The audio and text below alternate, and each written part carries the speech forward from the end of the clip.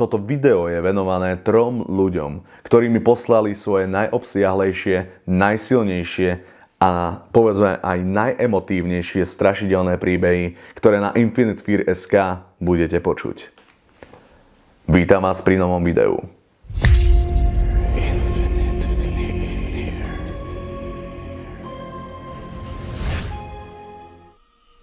Zuzka píše: Trvalo mi veľmi dlho odhodlať sa napísať ti, zdôveriť sa s niečím, čo ma ničilo. Iba chcem podotknúť, že sa mi o tom ťažko píše, pretože som dala samej sebe sľub, že v deň, keď na tú hrôzu zabudnem, sa k nej už nikdy nevrátim. Bolo to cez letné prázdniny, typický letný deň u babičky na záhrade s bratrancami. Všetci sme milovali tú letnú noc a ten čas, kedy sa zotmelo. Babička nám rada rozprávala historky a jedna sa udiala vzadu v záhrade. Vraj sa tam jej švagor opitý obesil a jeho rodina ho našla až po týždni. Bratranec dostal nápad, že si zahráme karty. Samozrejme sme všetci hneď súhlasili. Tak sme sa teda rozložili vzadu v záhrade. Vážne tam okrem hustej tmy a sviečky nebolo nič vidno. Začali sme hrať. Asi hodinu sa nič nedialo. Bratranci povedali, že sú unavení z celého dňa a rôznych aktivít. Že sa uložia do postele. Odišli. A ja si dodnes prajem, aby som ich následovala.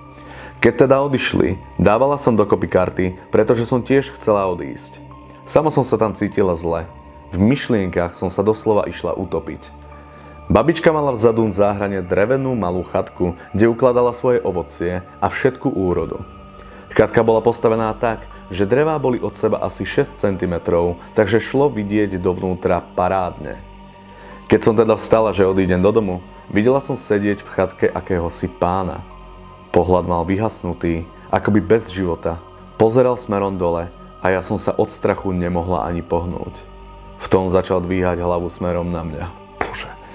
Upustila som karty z ruky a utiekla do domu.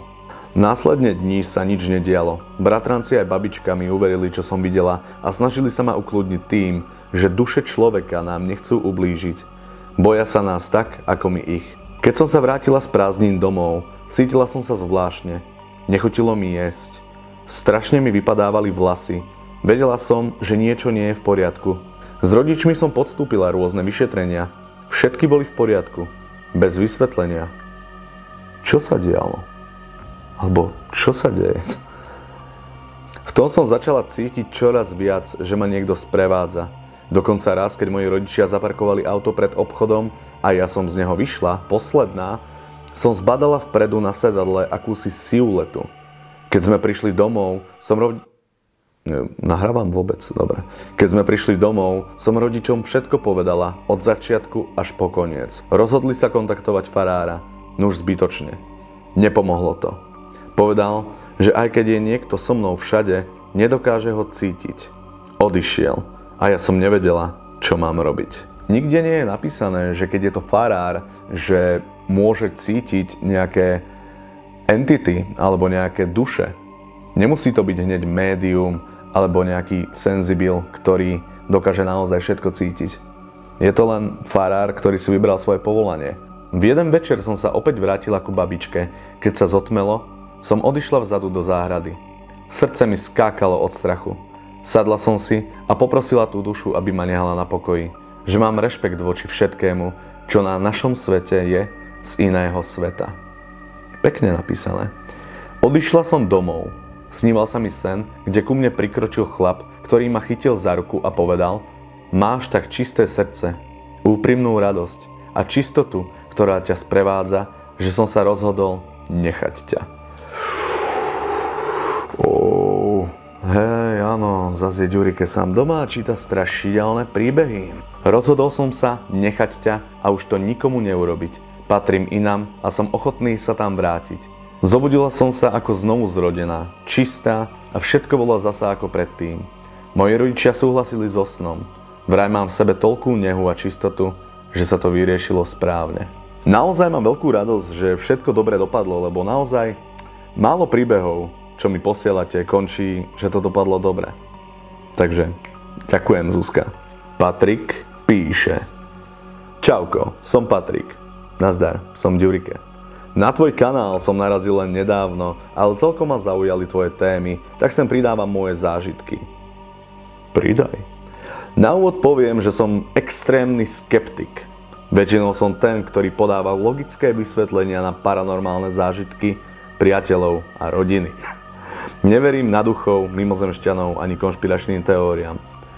Ako je možné, že si narazil na môj YouTube kanál? Musíš to nejakým spôsobom vyhľadávať, algoritmus ti to musel nejakým spôsobom podotknúť. Ale každopádne som rád. Prvý zážitok som prežil sám, keď som mal asi 20 rokov a už som býval sám v byte. Asi o 2 ráno som začal počuť divné škrabanie v kuchyni. Býval som v bytovke, takže divné zvuky tam boli na dennom poriadku. No nie o tejto hodine a nie v kuchyni, keďže som býval sám, ako som vravel.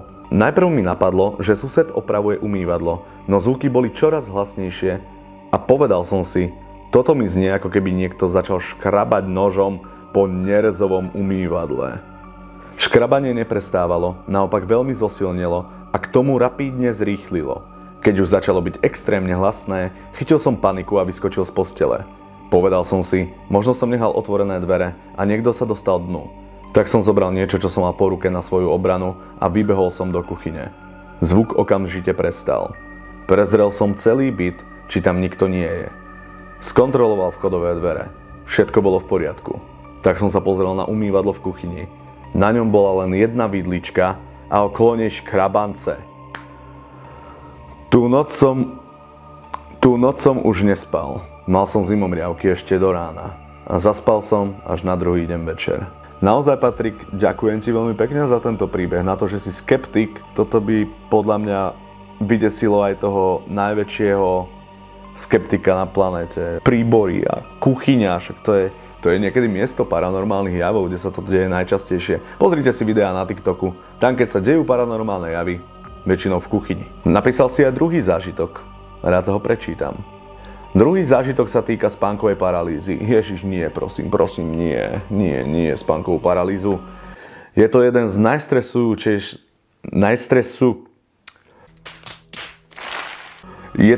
najstresujúcejších zážitkov, aký som mal. Spánkovú paralýzu som mal v živote mnohokrát, no raz bola taká intenzívna, že ma to ešte mesiace nenechalo pokojne spať. Býval som už s priateľkou, kvôli pokoju na učenie bola v druhej izbe a ja som si išiel zdriemnúť okolo obeda. Spal som asi 2 hodiny a vstal som. Šiel som sa napiť vody do kuchyne. Otvorím dvere do izby, kde sa priateľka učila, ale niečo bolo zlé. Nahlas sa učila, ale hlas, ktorý vydávala, bolo počuť skôr, ako otvorila ústa. Ježiš, nie. Začala rozprávať stále rýchlejšie a hlasnejšie. Ale ústa otvárala stále pomalšie a pomalšie. Po chvíli sa to zmenilo na nezrozumiteľný krik. Ona akoby zamrzla v čase a ja som ostal paralizovaný. Nevedel som sa hýbať, rozprávať, žmúrkať ani dýchať. Celou silou som sa snažil pohnúť, aspoň prstom na nohe, ale bolo to nemožné. Cítil som sa bezmocne a necítil som svoje telo. Necítil som bolesť ani váhu môjho tela, len strach a paniku. Počul som, ako z celého hrdla kričí, no nebolo rozumieť čo. Trvalo to asi 10 sekúnd a potom sa len v tom zamrznutom stave pozrela. Nepohla hlavou ani telom. Neotočila sa, len letmo pohla očami a pozrela sa mi priamo do očí. Ježiši, ešte dá do zatvorky, že môžeš si to predstaviť, ako keby sa na teba pozrela pootočená socha. V tom momente ma to vystrelilo cez stenu do izby, kde som spal. Podišiel som k spiacemu sebe samému, klakol som si na seba, pomaly som sa ukladal, ako by spať na mňa samého, zatvoril som oči. V tej sekunde som sa zobudil s krikom.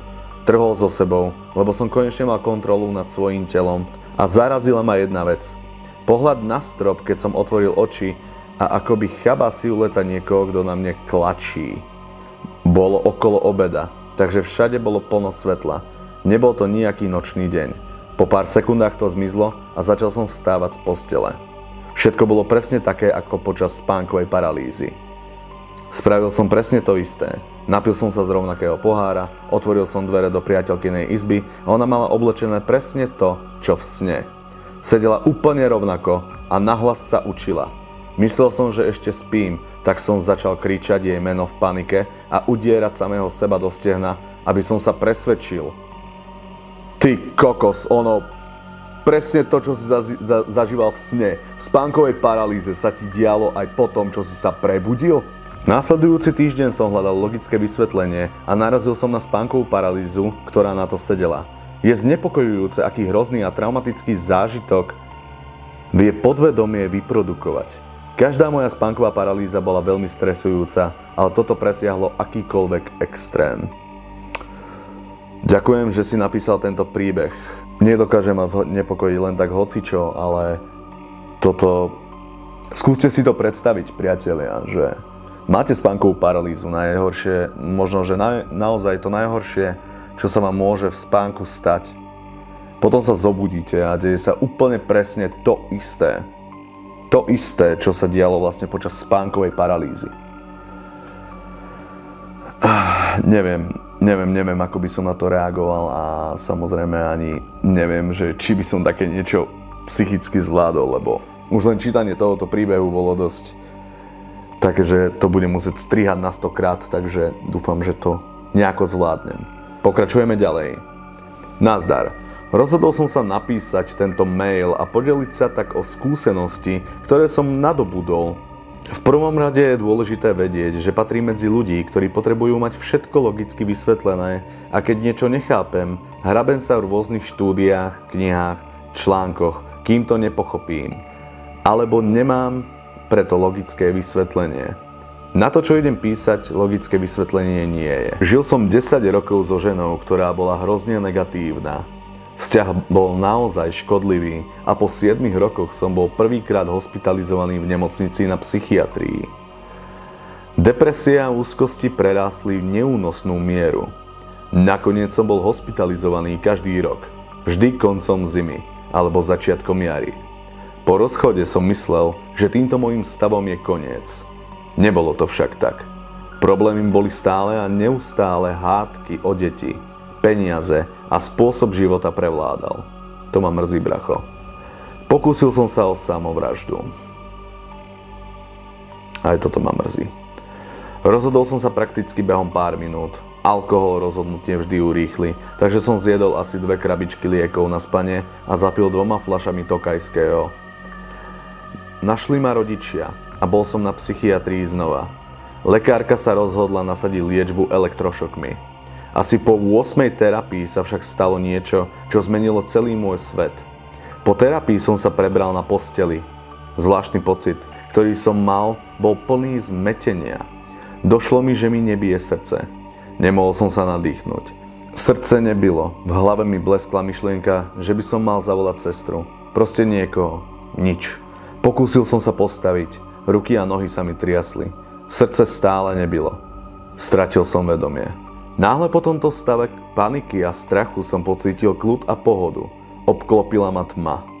Nastal pocit úplného pokoja. Ako by všetky problémy prestali existovať. Nič, len kľud. Bol som pri vedomí. No chápal som, čo sa deje. Nebol som to ja, no zároveň bol. Naozaj ťažko sa to vysvetľuje. Moje okolie bola tma, ale vedel som, že nie je obmedzený. Vedel som, že tam nie sú steny, ako by som tam bol. Neskôr som si uvedomil, že sa akoby vznášam. Nemám formu, no som to ja. Započul som hlas. Viacero hlasov, ako by prichádzali z prázdna. Boli mi povedomé. Boli to moji zosnulí príbuzní. Starka, starký a môj ujo ma prišli povzbudiť. Vysvetlili mi, že ešte nenastal môj čas. Mám tu vraj ešte robotu. Rovnako ako ja, nemali tvár postavy, nemali tváre, no vedel som, že sú to oni. Hlasy som nepočul, ale skôr vnímal, ako by to bola telepatia. Rozprávali sme sa dlho, snáď niekoľko hodín. Naozaj to trvalo veľmi dlho. Prerozprával som im svoje pocity, to, čo som cítil pri rozchode, ako mi je ľúto mojich detí a aj to, ako mi chýbajú. Stále mi však opakovali, že ešte nemôžem ostať medzi nimi. Musím sa vrátiť. Zdalo sa mi to, ako by to boli hodiny. Prebral som sa na nemocničnom lôžku. Vedľa mňa sedela na posteli doktorka. Opýtala sa ma, či vnímam a či som v poriadku. Ako sa cítim, či som prišiel k sebe a či som plne pri vedomí. Myslel som si, že som spal a z narkózy som sa prebral až teraz. Myslel som, že to boli fakt len blbé sny, až kým nepovedala jednu vetu. Museli sme vás oživovať.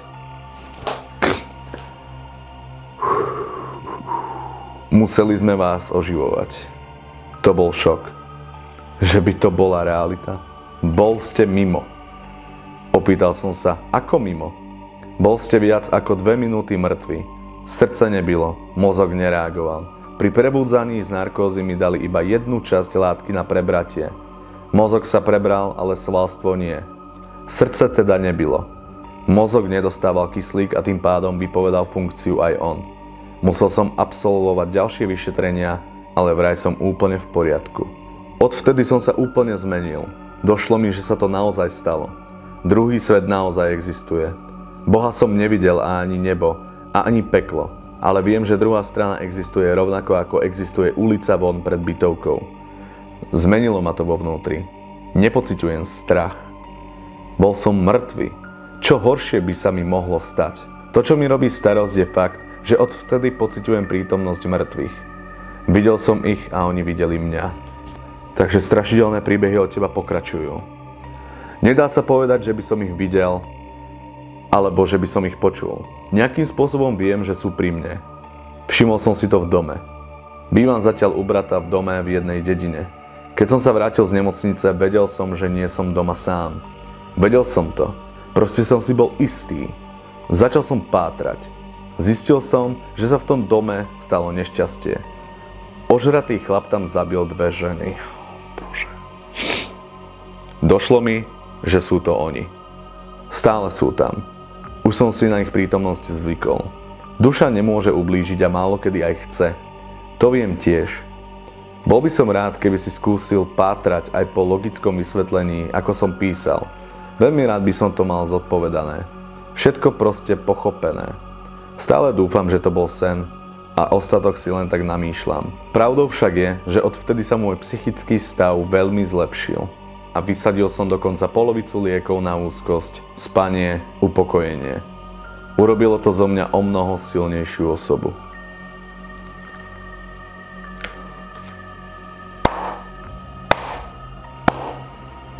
Úprimne.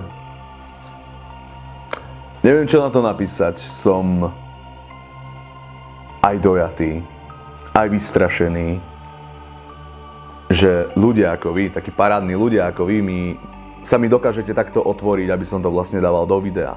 Priatelia, kamarádi, tieto strašidelné príbehy ma naozaj odrovnali. A bolo vidieť, že sú od reálnych ľudí z reálneho života, že nie sú vymyslené. Mám skovaných ešte zo pár parádnych príbehov od vás a tie dáme do toho veľkého videa, ktoré vyjde v decembri. Takže píšte na Instagram alebo na mail vaše strašidelné príbehy. Ja som Ďurike. Ak sa vám video páčilo, nahoďte like, nahoďte odber na môj kanál a teším sa na vás pri ďalšom videu.